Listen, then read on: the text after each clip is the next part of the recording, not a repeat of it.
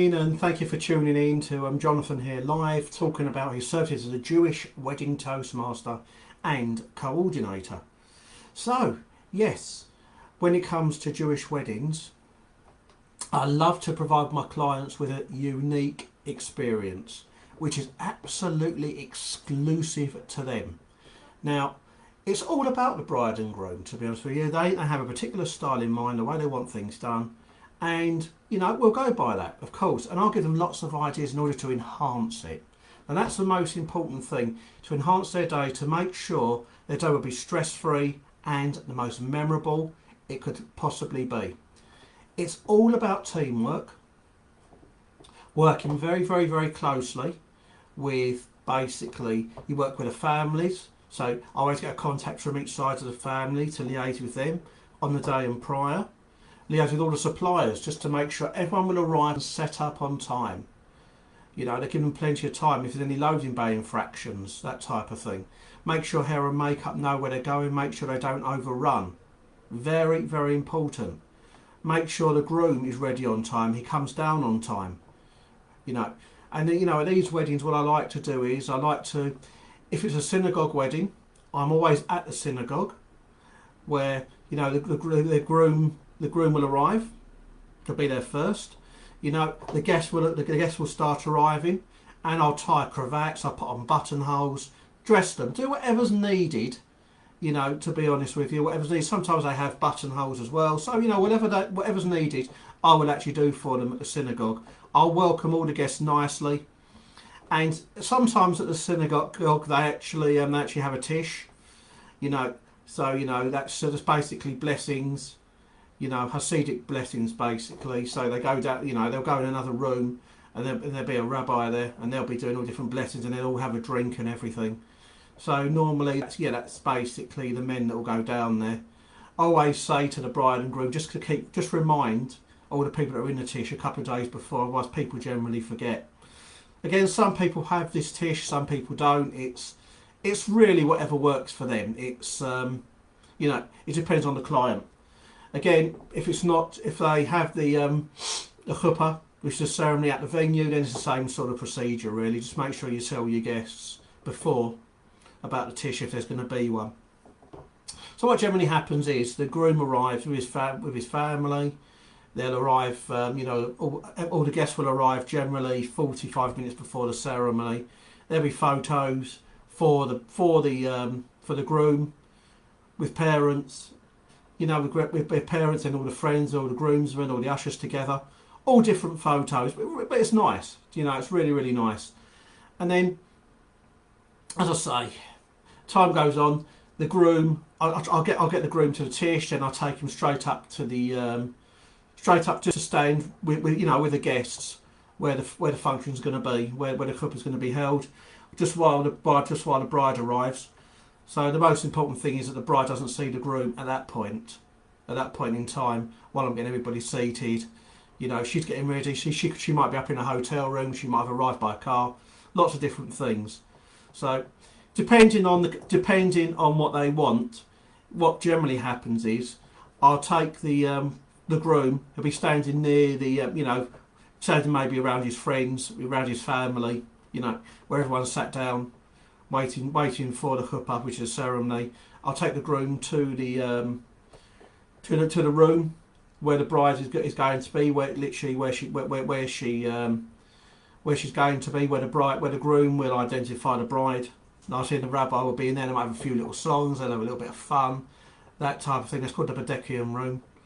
So once we're in the Bedekian room, they just get everything ready. The groom identifies the bride, and then what will happen is they'll start lining everybody up. We'll start lining everyone up nicely. So, the groom will come in with mum and dad on each side, or whoever he wants to bring him in. Maybe brother and sister behind. If the sister's not a bridesmaid, maybe an uncle behind, and another little cousin. It's whoever they want. I like the procession. I think it's nice. And then behind that, you'll have the bridesmaids, and then you'll have the bride coming with her father. Generally, that's what generally happens. There are a few permutations and combinations around that, but that's generally what happens. Not everyone has a Bedekian, the private Bedekian. Sometimes it's done closer to the chuppah, where basically the groom will come forward and receive the bride maybe halfway in the middle, as the bride makes her way to the down the carpet to the chuppah, and then he'll identify them. So it just depends on the family. That's really the essence of it. It's a family. It's a preference what they actually want. So what happens is once the bride and groom have come in, they'll be settled. The family that need to be under the chuppah will be there on both the bride's side and the groom's side. The rabbi, I'll do a little welcome, tell people, just welcome everybody on behalf of the family, that type of thing. I'll probably do that actually before the bride and groom come in, before I announce the groom into the ceremony. So that's what will happen, because people need to know what's going on. And at the end of the ceremony, normally 45 minutes, but I have known some ceremonies to last for just 15 minutes because they just want to dance, which is great, and the atmosphere just goes mad. It's brilliant, and I join in with them and everything. I believe it's always nice to be part of it. Show you part of the day. You've been there to coordinate, to organise, to fine tune everything with the suppliers, but you're also there on the day working. Be part of it, enjoy. If the clients want me to be more understated, I'll do that. It's really up to them. Not a problem. Not a problem either way to me, to be honest with you. So at the end of the ceremony, the ketubah will be signed, which is a signing of the marriage. They may have to sign. There might be a registrar there where they have to sign certificates as well. It just depends. It's generally at the synagogue you might see the registrar. You might even see the registrar at the venue. It just all depends really. As I say, then what will happen is the bride and groom will walk out. There'll be some really nice, lively music as they walk out. They'll probably go back to the Bedekian room just to relax for a bit, 5-10 minutes, have time together, which is nice. And then I'll invite everybody into drinks and canapes just to enjoy. Everyone will enjoy, everyone will relax, which it's great to see. It's just a nice atmosphere. Lots and lots of food going around. It's on tap, loads of drinks. The atmosphere is superb. And then what basically happens there, sort of about 10-15 minutes in, I'll go and get the bride and groom. We'll start the photos. Again, maybe 10-15 photos at the most. I always say parents, grandparents, a few friends maybe, a few cousins. Depends how big your family is, but sometimes too many photos, people start to get a little bit bored, or the bride and groom might get restless. But it's obviously up to you. It's your day, and I can work with you in however format you want it, really, to be honest with you. And then the bride and groom will go out for a photo shoot. This is where the time they spend together. I've had it where after the photos have been done, or sometimes even before the photos are done, the bride and groom might go out on a horse and carriage, and the horseman might take them around the block a few times, or just for a little tour together with a photographer in hand. It does happen, so they can have the photos that way, and then they make a little stop, the horseman, and then have some photos together. It's really nice to actually have a horse and carriage at one of these weddings, to be honest. Then after all the photos have been done, I'll assist the photographer in gathering everyone together, get all the photos done. Then following that, I'll make sure that everything's ready inside. I'll bring the direction, the coordination, check with every party. Make sure the photographer, videographer have done their room shots, make sure that the band's ready, make sure the caterer's all ready, and make sure we're ready to go.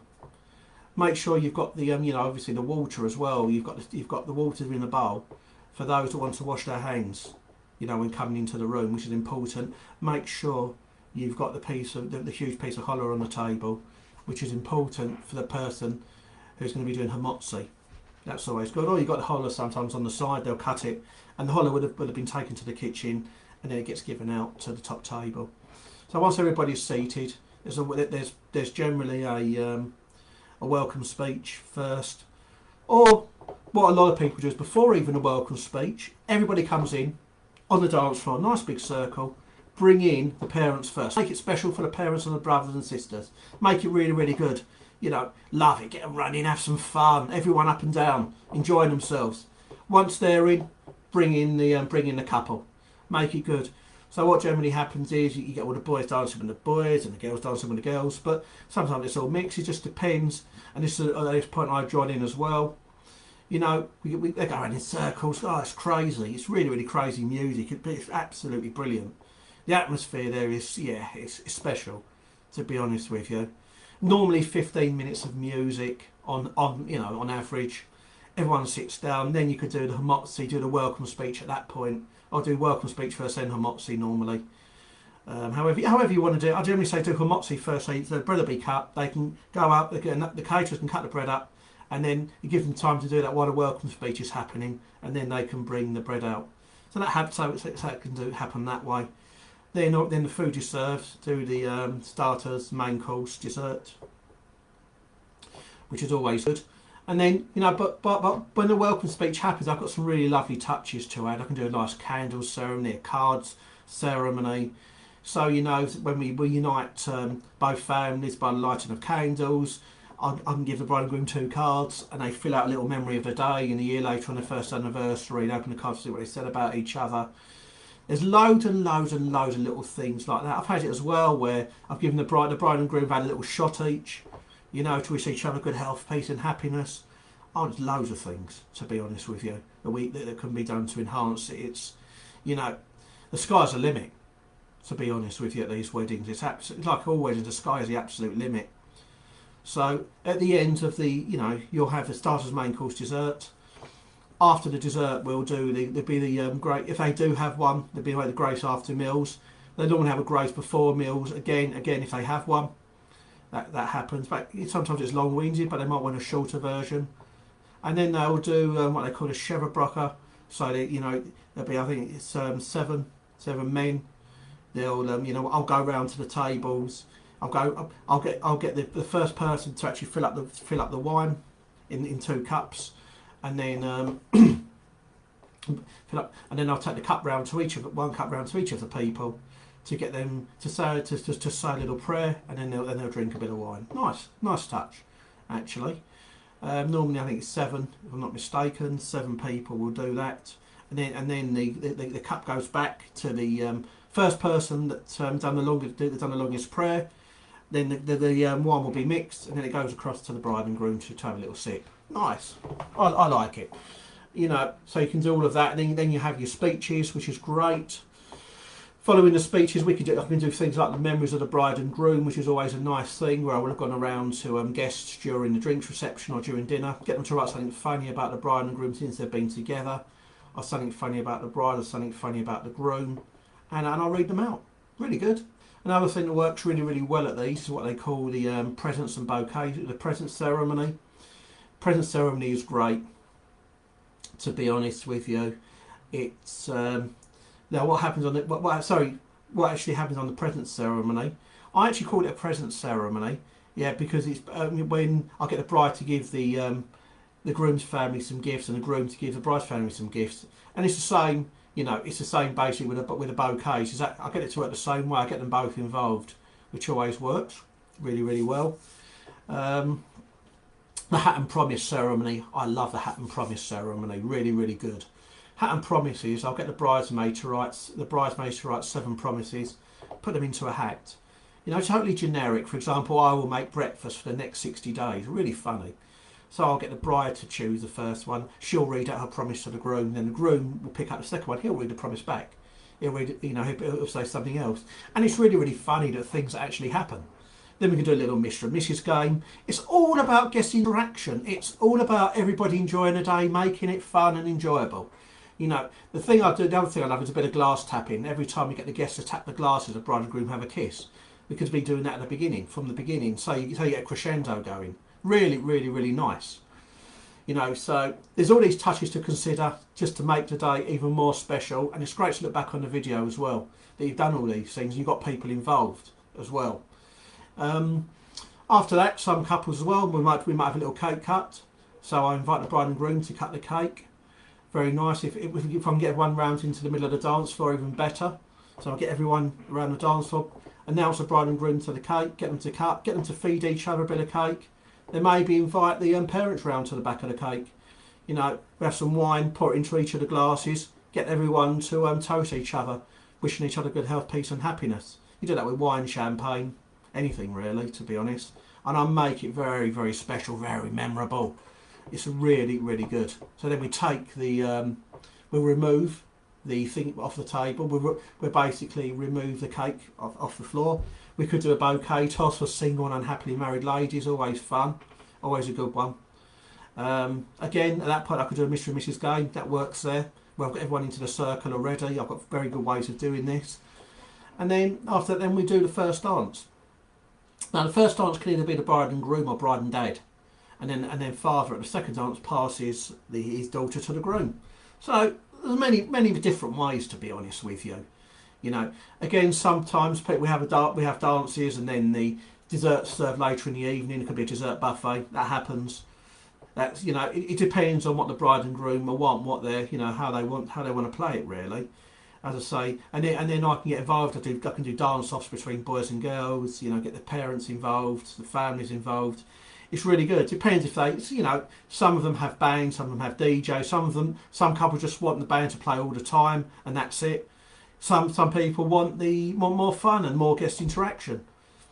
It just depends, you know.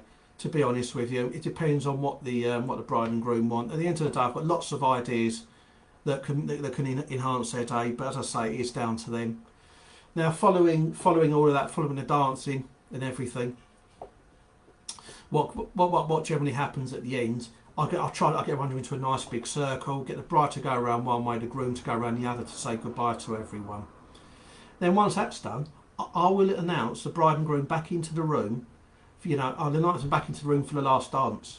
Really nice, actually. I'll do it in a really good way, nice way. And then following that, I'll get the bride and groom to say a speech together, last speech, and then we can do 2 lines, lead them out. Really nice, great for the camera. To be honest with you, really, really great for the video. That one. It's a nice shot to close it.